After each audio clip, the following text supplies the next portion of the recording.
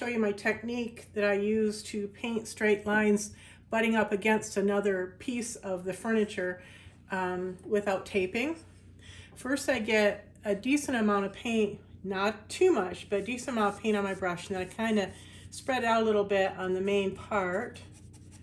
Do a little bit of painting, get it worked into the brushes, or into the, get it worked into the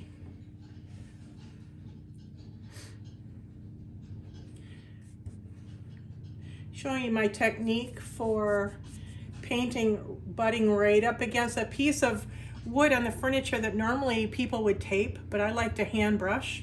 And I'm going to show you my method. I've got a couple different methods. I get a decent amount of paint in my brush, but not too much that it's going to cause a problem and inch up on this piece here.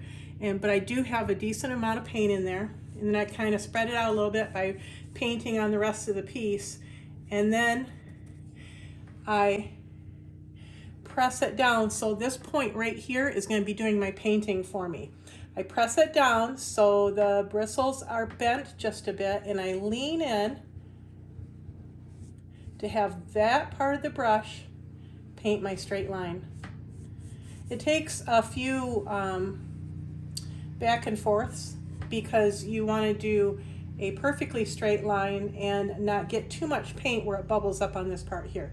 And then another technique is doing it like this, but you have to have, this is a Wonder brush, a Retica Wonder brush, and it's fairly narrow, but it's strong enough, it's stiff enough that it goes where I want it to go.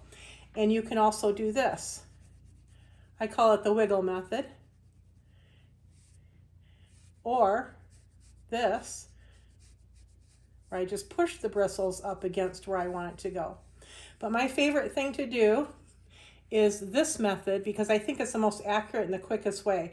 And then whichever method you use, when you're done with that area, just run your brush along there. Okay, let's do it again here. I'm going to get on the other side here to get this part. Work it in.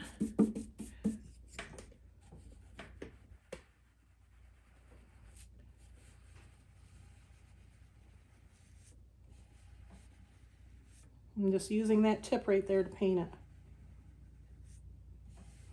Sometimes it takes a few tries, but better safe than sorry. Take your time when you do it. Work some more into the bristles. And once you do it a few times, you get pretty confident and it doesn't take as long.